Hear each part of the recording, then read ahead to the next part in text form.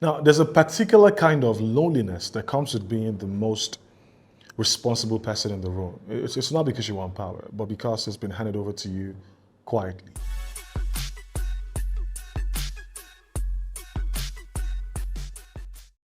Behind the Scenes is a film about kindness that becomes punishment, love that turns into obligation, and a woman who gives so much of herself that she forgets to leave. Now, but while the film is emotionally ambitious, it sometimes struggles with the consequences of its own ideas. This is a long take. Let's talk about Behind the Scenes by Funke Akindele. My name is Dami Dawson. Behind the Scenes is directed by Funke Akindele and Tunde Olaoye. It dropped in the cinemas December 12, 2025.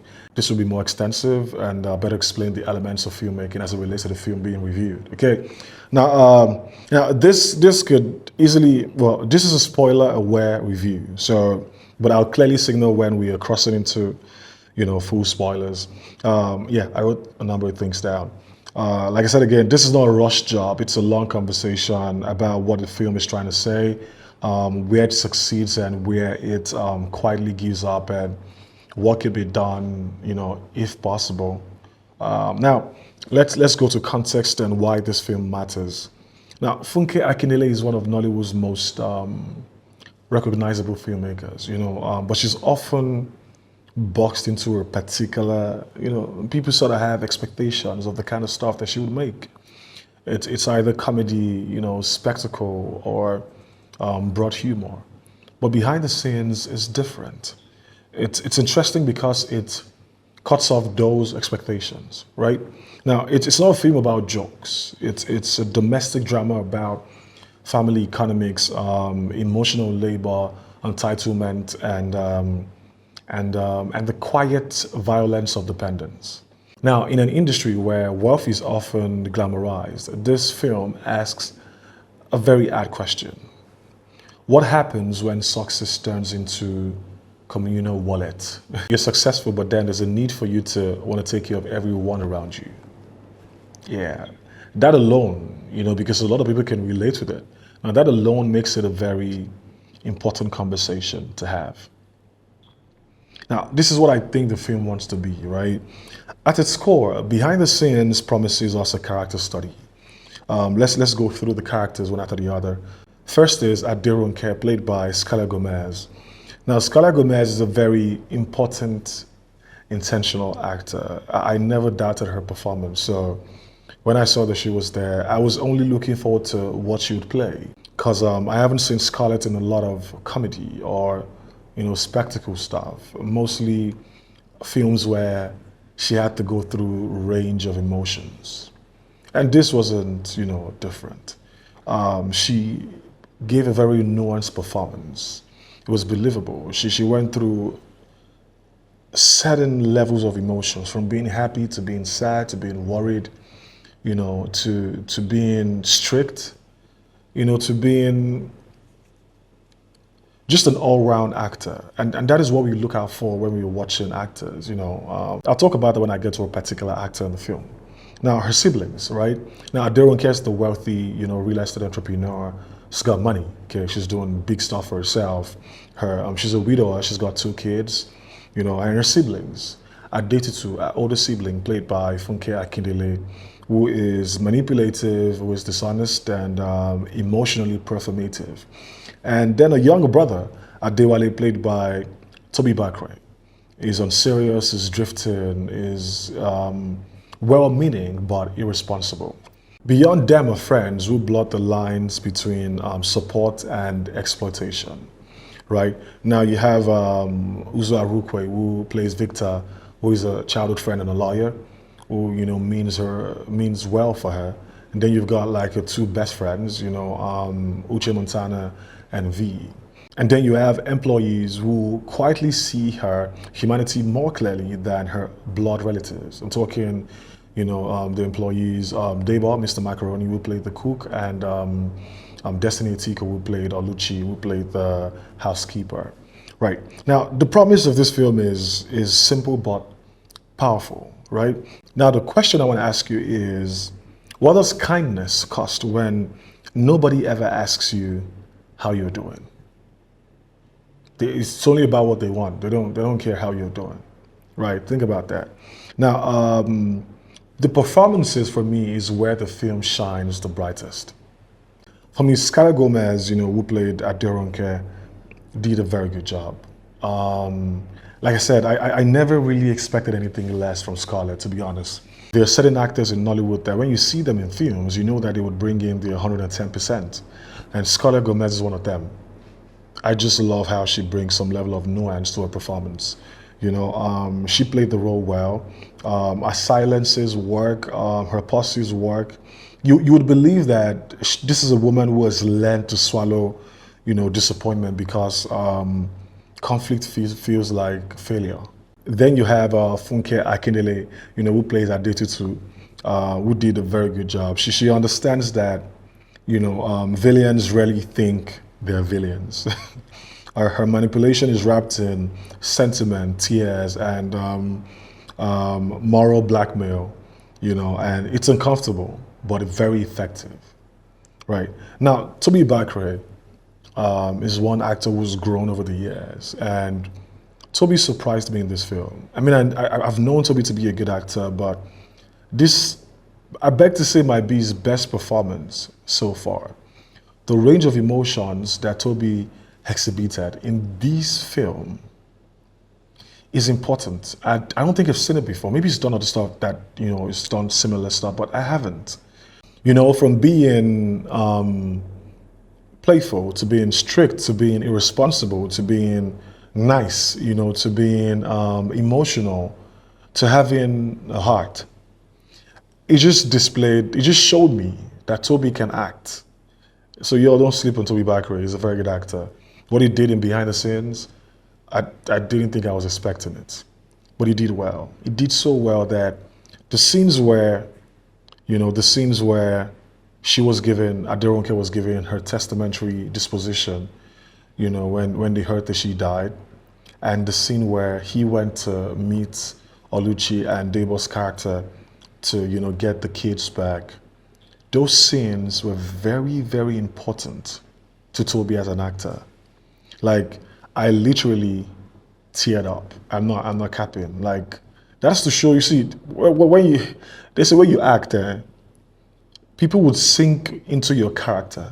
Also, the emotional range across board for me is strong. And I must say shout out to the directors, because then, there's the actor's performance, there's the director's performance on the actor. So yeah, that did work. And another person I'd like to highlight would be the child actors. Aderonke's kids. I know Finyi, I don't know the other lady, forgot her name. I think Tife and Tola also. They did an amazing job, especially the lady, the young lady. I'm like, she was so nuanced, like it felt like she'd been in that position before. It was believable. So the thing with kids and child actors in Nollywood is we sort of just make them or give them very flat roles. We don't give them very deep roles where they have to connect with emotions because we're scared that they might not deliver. But this particular girl, and Fino of course, but this girl stood out for me because it was so believable that I was like, this is good. Who is she? Because I need to know who she is and give her a flower. She did an amazing job.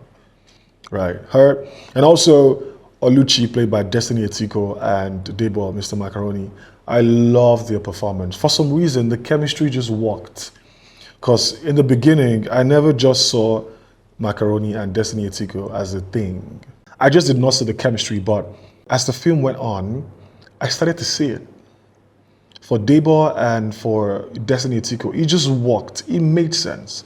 And Destiny Etiko is a fantastic actress. I do not know why I don't see her a lot in films. But this particular one, she played the character so well. So well. Well, the casting for me, whoever did the casting should be given an extra check. Because, listen, the casting of this film was spot on. Spot on. I'm not even spot on. The performances for me were great. Everyone brought the A game. Well, for me, I think it would be the only The only noticeable weakness in performance would be what would come from the twins, Hani and Wandi. I'm not sure the direction there, but I needed them to be more fearful without saying too much. But yeah, those for me, I think that is the only performance for me that did not exactly stand out. But the rest, man, they did an amazing job. Funke did an amazing job, okay? I'm not even gonna cap. I mean, I don't think I had any issue with, or I've ever had an issue with Funke's acting. So she played that role well. She played that wicked, heartless elder sister, who's all about her own self. She played it well. And the whole manipulation, she played the villain well. Now, let's go to craft and direction. From a technical standpoint, behind the scenes is solid. The cinematography features thoughtful shot compositions and a very clean visual language. Now, the thing about visual language is it is so that the audience understands the flow. Maybe you do not know that there's something called visual language for cinematographers or for those who shoot stuff. Every cinematic shot has a language, it's speaking, right? This is something they'll teach you when you do when you go for cinematography classes or, you want to learn video production. Every shot is speaking. It's either it is calm, it is aggressive, it is bright, it is colorful, but, this one maintained a level of consistency with the visual language from the beginning to the end. Now, let's go to the sound and score. I loved the music. The music at the certain emotional times made a lot of sense. It was so in tune, and think about this, right?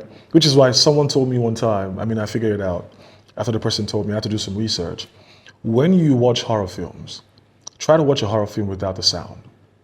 Let's see if you'll be scared. Because a lot of us don't understand the importance of good sound to film. For this one, the sound supported the emotional idea or the emotional carry of the film. That is why when you see them in emotional situations where they're crying or they're tearful or this and that, the sound is what is getting to you. And that draws something up that makes you understand why they are crying or why that particular or those tears are very important. So the sound for this film, I loved it. And the general sound, was good. The editing, was good. See, the editing followed the mood of the film. It created a balance between, affluence, wealth, emotions, sadness, wickedness. There was a balance in the editing, which is why editing also has a language. Yeah, you don't just edit because you want to edit. You must understand the film and the mood the film is trying to pass across at different times. If you do that, you see that editing would be more important to you, not just cutting and putting stuff together. Now, let's talk about the pacing. Now, the pacing for me is surprisingly strong, especially for a film that has multiple storylines. It's the pacing is just on point. They could have easily missed it with the pacing, and it could have been boring for people to watch. It could have been boring, but it wasn't. Every scene was important. Every scene was important. And like I said before, what particularly is commendable about the film is that she did not dominate the screen like she normally would. She allowed the story to breathe and the characters to lead. Yeah. For me, this might even be one of the strongest drama to date.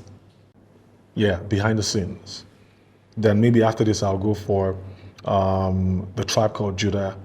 Yeah, I think so.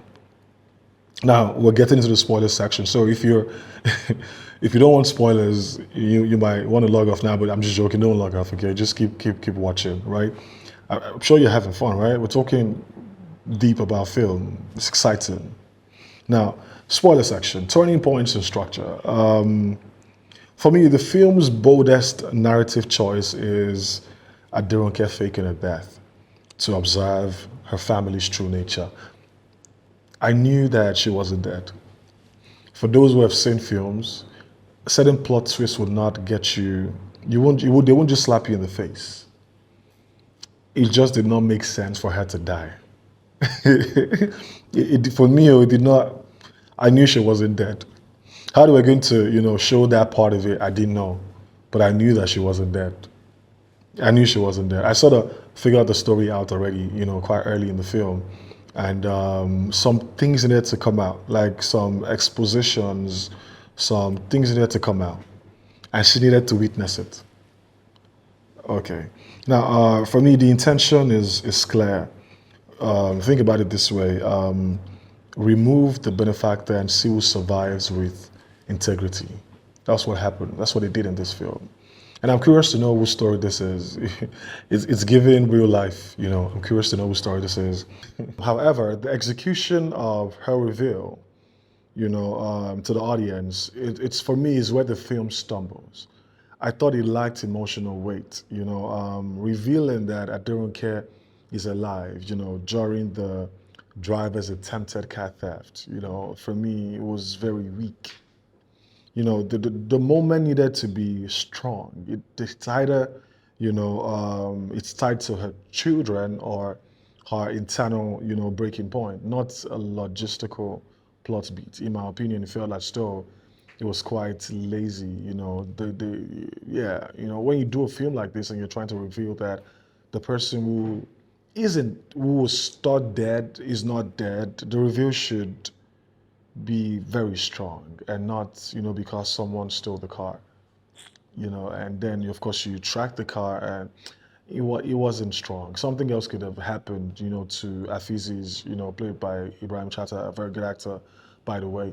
Someone else could have happened there, maybe he gets arrested or they're looking for the car and they eventually finds him or something, but not the reveal that she's alive. Another one is Victor's death. Victor is her best friend, her lawyer, and of course the moral compass. And he dies while trying to save an elderly woman from, getting robbed, and it was shot. That for me felt like a lazy narrative. Yeah, I mean, an all-female robbery gang, about four of them or three of them. What are they doing in an estate? Looks like an estate to me. What are they doing in an estate, robbing people passing, collecting bags from them? They should be robbing the bags. It just did not add up to me, right? And I knew that Victor was going to die. I think for those who have seen films and you understand filmmaking, the dynamics, the guy who is mostly innocent of everything, who did not want it to happen, the good guy, mostly gets the brunt. I knew he was going to die. I just did not know how. And I thought this interpretation or how he died in the film wasn't strong enough, in my opinion.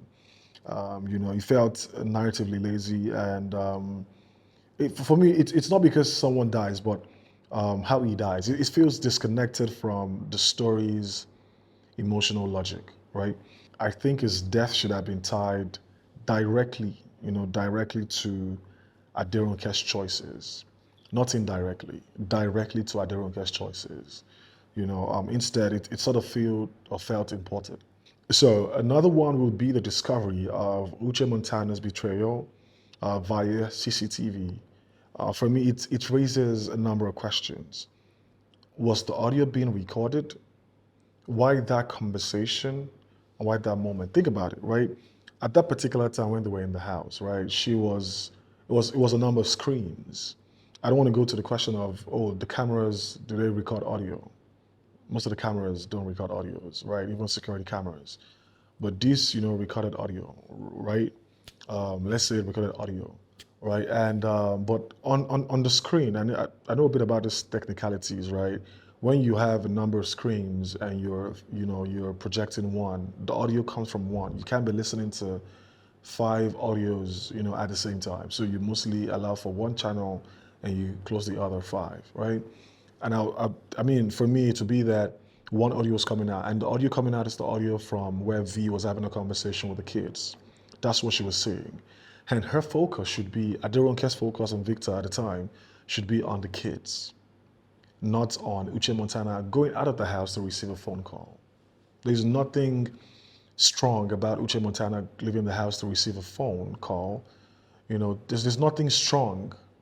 It's not strong enough for one to say, okay, I'm switching from my kids having a conversation with V to Uche Montana. It didn't work for because they heard her talking to, the area boys, which was where they were able to figure out that, she did what she did. And so I thought it wasn't strong. Perhaps something else could have given it out, So the apprehension of Uche Montana makes better sense. But that one did not make it for me. For me, the motivations aren't tight enough, but and the realism suffers.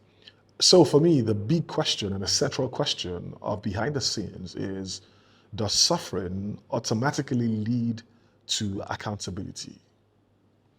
Answer that question. For me, I feel like the film wants to say yes, but it doesn't fully commit. Right now, Adetutu's act in particular, it's lacked resolution. What happened to her after? Maybe I missed it. Yeah, what happened to her after? After the reveal, what happened to her and the kids? What was Adetutu's verdict or so to say, concerning her? We never truly sit with the consequences of, her cruelty because she was wicked. She took the photo down. Come on, man. She needed some sort of resolution, right? Her character. For me, the area boys, it didn't show that they were arrested. I mean, we saw them arrest Uche Montana, but it's not even enough, to be honest, because if I think about it, largely, Uche could be talking to anybody, right? Why, so maybe she didn't have a good defense in court or so, but I don't know. So for me, the emotional reckoning is implied. It's not earned. Okay, and for a film about responsibility, the absence is obvious. It's noticeable, right? Which is why I feel. I mean, this film talks largely about being responsible for your actions.